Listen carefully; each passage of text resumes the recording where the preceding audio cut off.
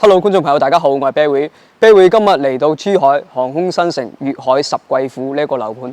粵海十貴府喺今年嘅下半年開始呢，佢在售嘅每一個戶型都有大幅度嘅價錢調動啊。今日嚟到主要我哋帶大家咧睇兩個戶型。首先咧有一個兩房嘅65平方，總價95萬左右。另外咧就係一個89平方嘅三房兩衛剛需戶型，總價喺130萬左右嘅。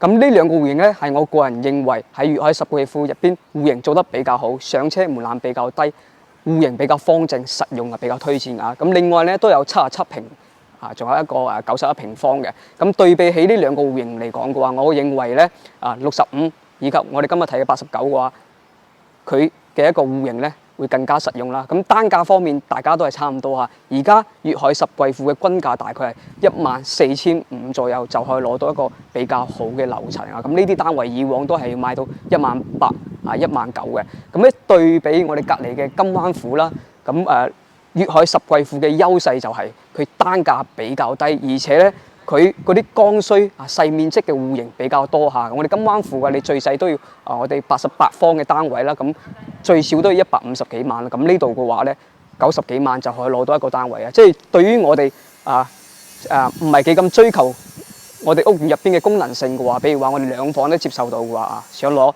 90零萬啊，或者我哋接近100萬嘅價錢想買入航空新城呢個地段嘅話，咁咧我哋係比較適合選擇粵海十貴府，而且咧交付時間咧都係比較早啊！佢基本上係一個即買即辦證即入住嘅。咁金灣府嘅話要等到27年嘅年中啦，咁時間係比較長嘅。而且咧粵海咧呢個開發商係比較穩陣嘅嚇，佢係即係入駐國內啦，咁首個國家嘅一級物業啦，大家可以睇到。咁咧佢交付呢度咧係3期啦，交付已經差唔多2年啦。我哋綠化啦以及啲設備維護咧都係非常之 OK 嘅嚇。咁咧我哋首先咧上去睇一睇89平呢一個單位南北通透呢個戶型啊。依家上到去，好，而家上到嚟一座嘅33樓示範單位。咁我哋而家主要賣緊嘅貨量稍微多少少嘅係5座嚇。咁景觀咧有少少區別嘅，具體咧入到去屋入邊同大家做一個詳細介紹。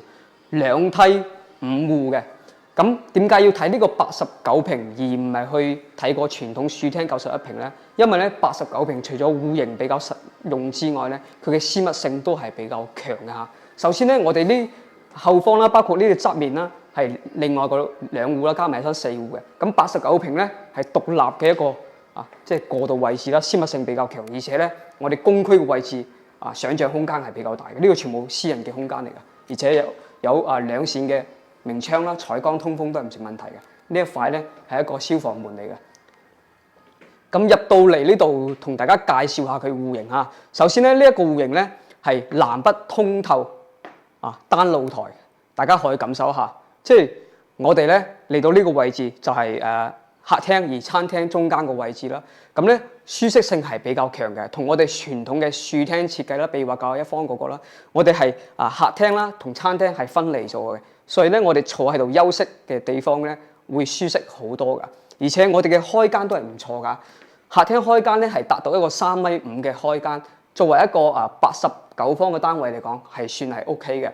咁咧佢嘅朝向咧主露台嘅朝向就差翻啲，咁咧可能咧好多人會選擇91平方嘅一個其中原因啦，就係主露台嘅朝向啦。但係我覺得呢一點冇乜所謂，佢戶型做得咁好咯，而且咧佢有一個地方可以避免呢個問題，就係我哋呢個戶型係南北通透嘅，呢邊係南向嘅，所以我哋唔使過多擔心佢採光差啦，而且通風差嘅。2個窗戶開出嚟，通風對流，好舒服嘅，而且咧南向呢邊採光嘅話一樣都唔會差。咁咧下午嘅時間呢邊咧採光都唔會差。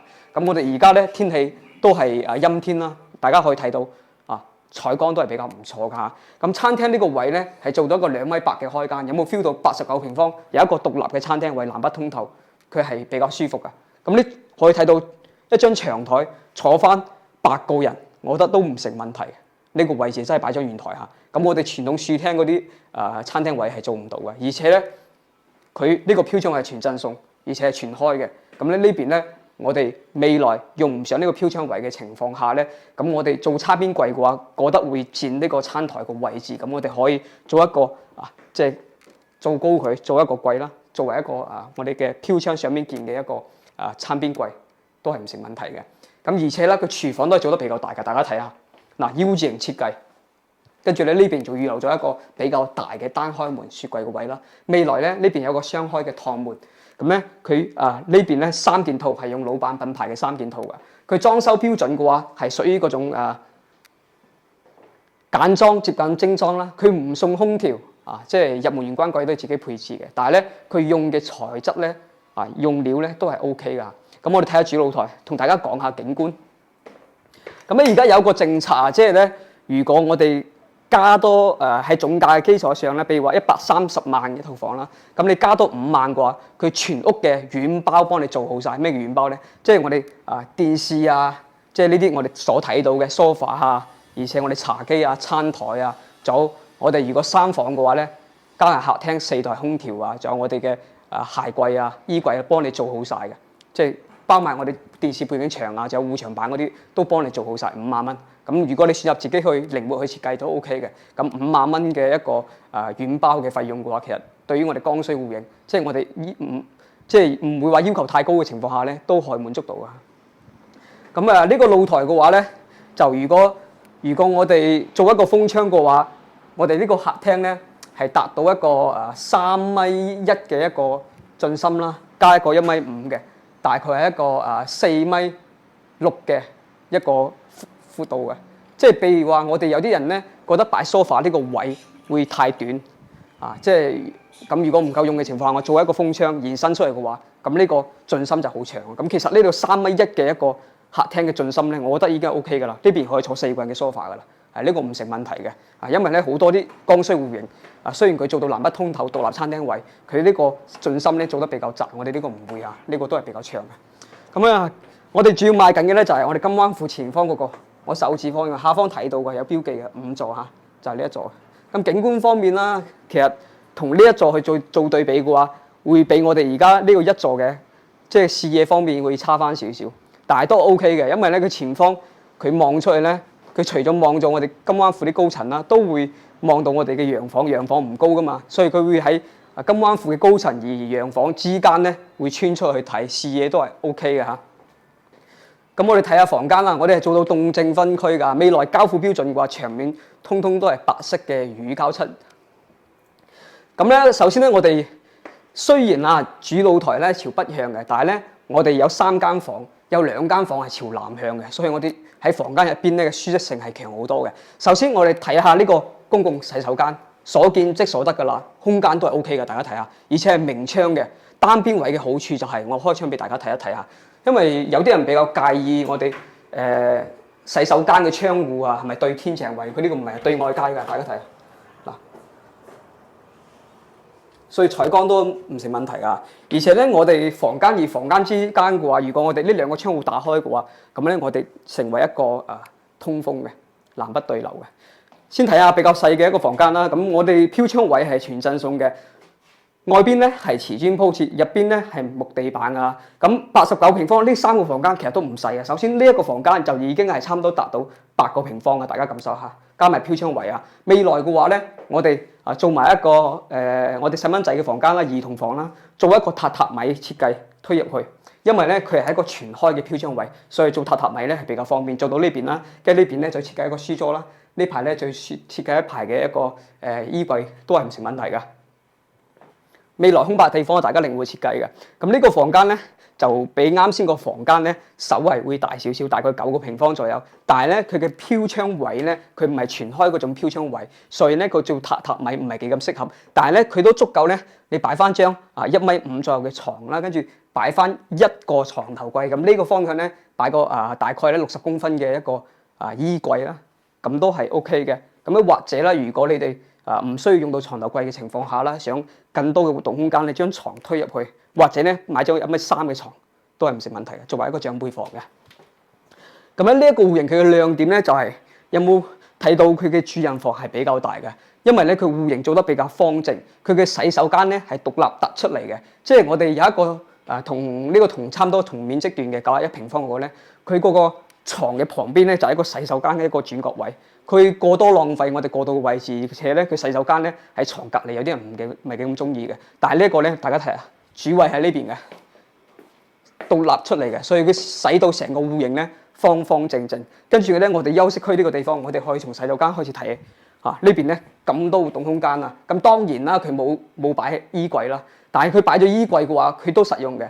但係咧，我覺得咧，如果買呢隻戶型，點樣擺衣櫃咧？我係建議即係設計嗰種到頂嘅衣櫃呢一排，搞一個3開門嘅，跟住咧同我哋床頭櫃連體嗰種即係擺喺度。跟住呢邊就冇擺啦，呢邊你擺都 OK 嘅，擺2排咯。但係咧，我覺得會影響呢個活動空間。咁我哋而家如果呢度擺咗一排衣櫃嘅話，我呢啲活動空間係舒服好多噶嘛跟住咧擺咗一張1.8米嘅床，雙床頭櫃，而且佢飄窗位都係贈送嘅。但係咧佢做唔到全開嘅飄窗啦。粵海咧有個缺點咧，就係佢嘅飄窗咧係做唔到即係做唔到每個房間都全開嘅飄窗。我覺得呢一點係做得唔係幾好嘅。但係其餘方面咧，我覺得實用率咧呢一個戶型都 OK 㗎89平方可以做到咁樣即係總價嘅話130萬左右，呢個係舒適性嘅一個3房啦。咁130萬如果咧要做軟包嘅話，類似我哋而家睇到嘅呢樣板間咁加多5萬大家即係如果自己去買軟包嘅話，都係差唔多呢個價，我覺得咁咧呢一個戶型，如果大家感興趣嘅話，可以聯繫我嘅。咁咧對標咧，我哋可以對標金灣府啦，88平方啦。咁啱先講到啦，下方呢邊咧優勢就係現樓啦，而且啦佢總價係要比嗰邊平咗20幾萬嘅，所以呢個係最大嘅優勢啦。咁咧當然啦，金灣府個實用率肯定高啲嘅，但係咧呢個咧都唔差呢個比較舒適嘅，佢係做到南北通透嘅。咁另外啦，我哋去睇一睇65平方65平方嗰個咧係做喺5座嘅實體樓，我哋感受下嗰個65平方嘅總價咧係95萬嘅。咁點解睇65平方嗰個咧唔睇77嘅咧？77佢係做到3房嘅，但係77嗰個咧佢嘅總價要去到109萬嘅，所以貴咗差唔多14萬左右14萬左右嘅。但係咧佢只不過係多咗一個房間。咁另外嗰啲房間嘅話，其實佢對比65平佢房間入邊嘅空間嘅話，我覺得係65平更加有優勢雖然得2個房，但係性價比高好多。好，我哋而家廢話少講，去到65平方過睇一睇。而家嚟到5座65平嘅實體樓，咁賣緊嘅都係呢一座。呢個65平方咧係一個交付標準，大家入去感受一下。咁入邊咧係冇開燈嘅，咁可以睇到啦，太陽照入嚟啦。我而家下午時間，咁你哋就知道朝向啦。呢個係朝西向朝向係比較差嘅。咁入門玄關櫃咧自己配置啦。咁我哋見到啦，電子密碼鎖啦，10門都係一個交標啦。65平方呢個廚房都係 OK 噶，大家可以感受下 U 字型設計啦，3件套老闆品牌嘅，而且呢邊咧預留咗個單開門雪櫃個位置啦，都係夠用嘅。咁傳統書廳設計啦，動靜分區嘅，咁呢個位置咧足夠你擺翻張餐台啦，坐翻4個人。跟住咧開間嘅話，同餐廳開間一樣啦，客廳開間係達到一個3.2米嘅開間，65平做2房，我哋開間唔好要求太多啦，溫馨嘅2房我哋睇下佢主露台啦。可以睇到前方咧視野係比較開揚大家感受下。右手方咧就係金灣府嘅一個我哋嘅洋房啦，1期嘅洋房啦。咁左手方咧呢個下方咧係一個商業街嚟嘅。咁前方可以睇到比較開揚嘅一個視野。咁咧再同大家報下價95萬如果係77方嗰個咧就109萬。咁77方有咩唔同咧？其實格局係差唔多，佢就喺中間呢個位置多咗一個房間咁樣咧。佢呢邊係3個房間嘅77方。咁65平方咧，佢得2個房間，但係65平方佢嘅公共洗手間會大一啲。大家睇一睇，雖然佢係正方形設計但係咧我哋可以睇下佢企缸位係比較大㗎。大家睇下。真係比較大嘅，咁呢個洗手間嘅話係真係空間係 OK 嘅，所見即所得明窗嚟㗎。咁我哋一個一個房間睇，首先你睇下比較細嘅房間啦。咁呢個房間咧大概有7個平方左右。咁咧呢個房間嘅話可以作為一個兒童房啦，我哋做一個榻米啦，或者擺張床喺度嘅。咁呢邊咧可以做埋一排比較細嘅衣櫃位都係唔成問題嘅。剛需2房咁另外睇下主人房啦，因為咧呢個得2個房睇得比較快咁主人房 OK 啦，最起碼咧佢冇咩柱位冇咩轉角位嘅。咁咧大概嘅話咧12個平方左右啦。咁我哋中間啦擺翻張1.3米至1.5米嘅雙床頭櫃，再擺一個70公分到頂嘅衣櫃位朝向比較差，所以咧佢價錢咧，因為我哋細面積嚟講嘅話咧，我哋一般我哋同大面積嘅一個陽台嘅朝向咧都會係相反啊。咁咧，我哋今日睇呢兩個戶型，如果咧最近咧係關注緊航空新城啊，即係嗰啲剛需戶型啦，比如話我哋嘅預算咧喺90萬至130萬左右啊，一定係重點關注粵海嚇，因為除咗粵海嘅話，航空新城其他樓盤佢嘅一個上車門檻咧都要達到差唔多150萬啊。